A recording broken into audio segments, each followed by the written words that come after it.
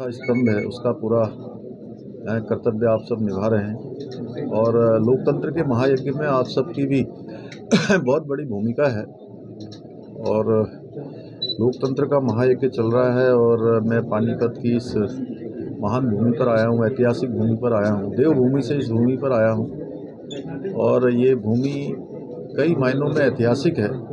कई इतिहास इसके साथ जुड़े हुए हैं। शौर्य का इतिहास है, हमारे धर्म संस्कृति को संवर्धन का इतिहास, यहाँ से बड़े वीरों का पराक्रम का इतिहास। तो जिस प्रकार से पानीपत का युद्ध हुआ, जिस प्रकार से अन्य युद्ध देश के अंदर हुए, अभी मैं कुरुक्षेत्र से आ रहा हूँ, देश के अंदर भी इसी प्रकार का एक युद्ध चल रहा है। इस लोकतंत्र के महायज्ञ में भी एक तरफ जहाँ माननीय प्रधानमंत्री मोदी जी राष्ट्रवाद को लेकर देश को प्रथम मानकर देश की सर्वांगीण उन्नति के लिए लगे हैं, सर्वांगीण विकास के लिए लगे हैं।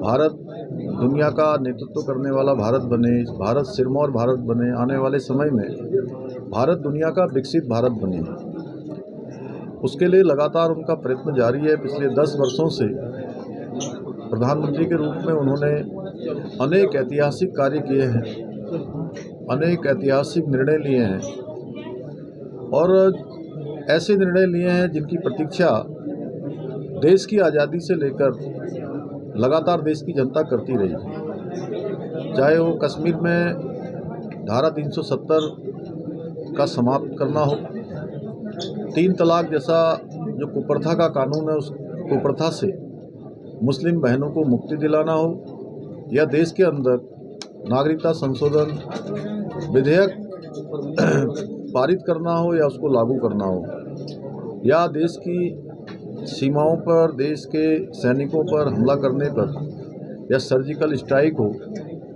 या तवांग या डोकलाम में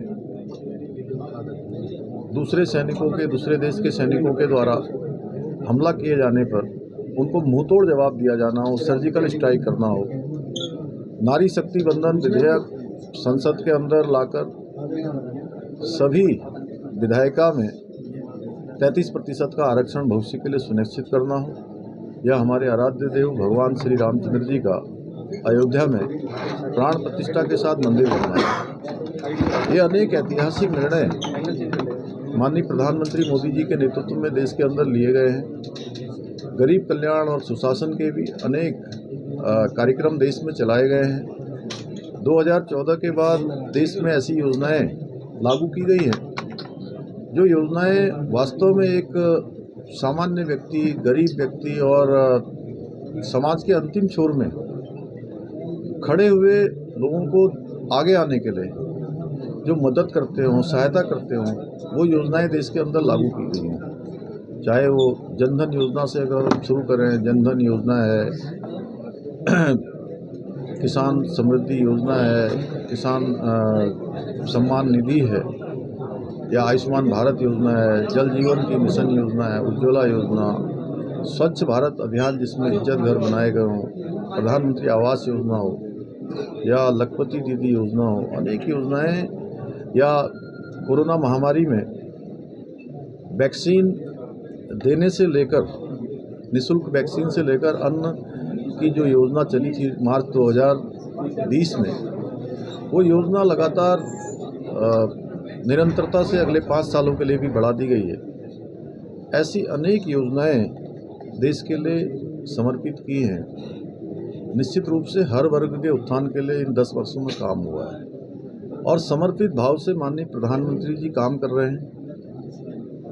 दूसरी तरफ जो इंडी गठबंधन है, कांग्रेस के नेतृत्व में जो गठबंधन बना है, वो गठबंधन परिवारवाद, तुष्टीकरण और भ्रष्टाचार का गठबंधन है। एक तरफ मोदी जी हैं जो देश को एक पल रुके बिना, एक क्षण गंवाए बिना, बिना विश्राम किए लगातार आगे बढ़ाने का काम कर रहे हैं। दूसरी तरफ ये लोग तुष्टीकरण और भ्रष्टाचार को छिपाने के लिए आज गठबंधन बना रहे हैं। मोदी जी कहते हैं न मैं खाऊंगा न खाने दूंगा, इसीलिए आज ये सब लोग मिलकर देश की जनता में एक भ्रम फैलाने का काम कर रहे हैं।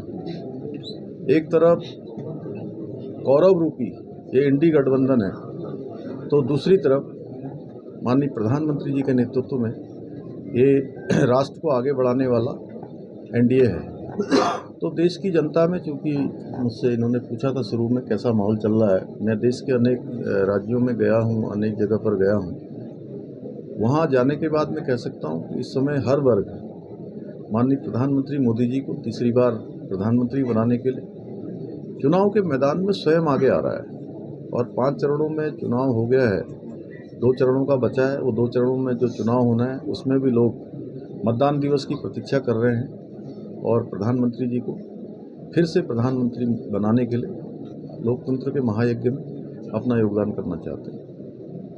धन्यवाद। आपको कुछ पूछना होता है? राहुल गांधी ये कह रहे हैं कि अगर जो बीजेपी दोबारा आती तो संविधान बदल देंगे।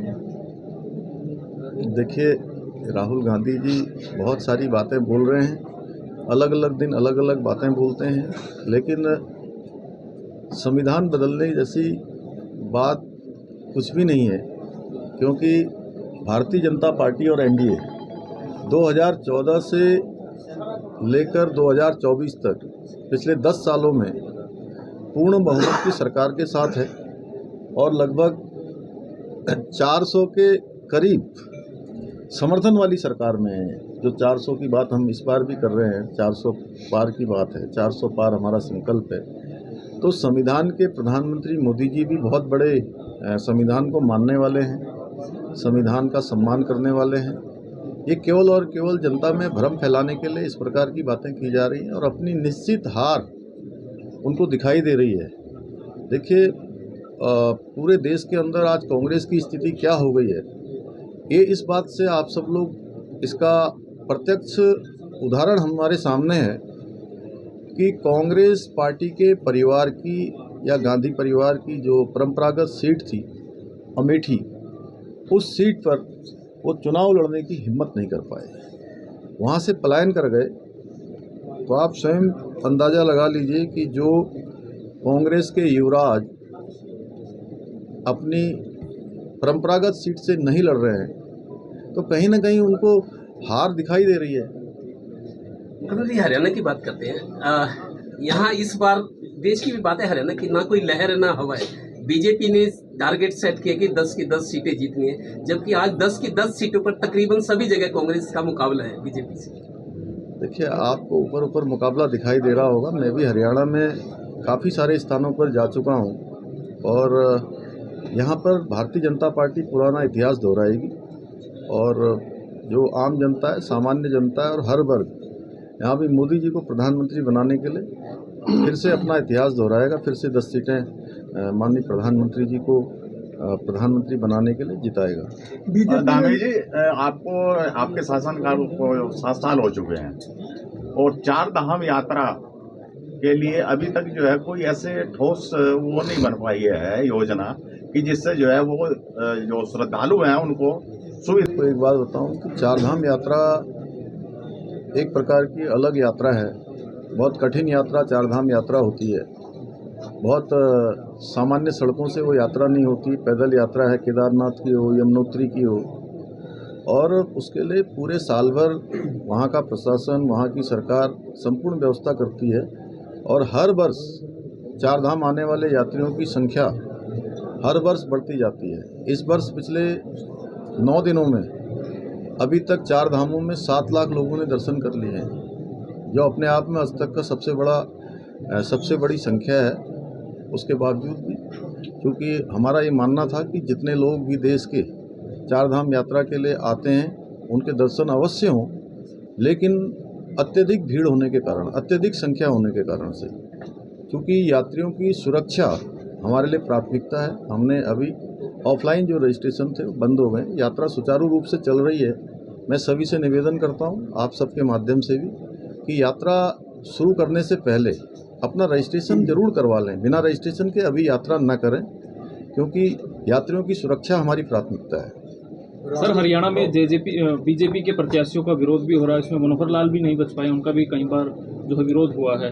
आप कह रहे क्लीन स्वीप, पुराना इतिहास दोहराएंगे हम फिर से? देखिए, विरोध करना, मैं समझता हूँ कि कुछ लोग विरोध के लिए विरोध की राजनीति कर रहे हैं, लेकिन आम जनता और सामान्य जनता भाजपा और प्रधानमंत्री जी के साथ है।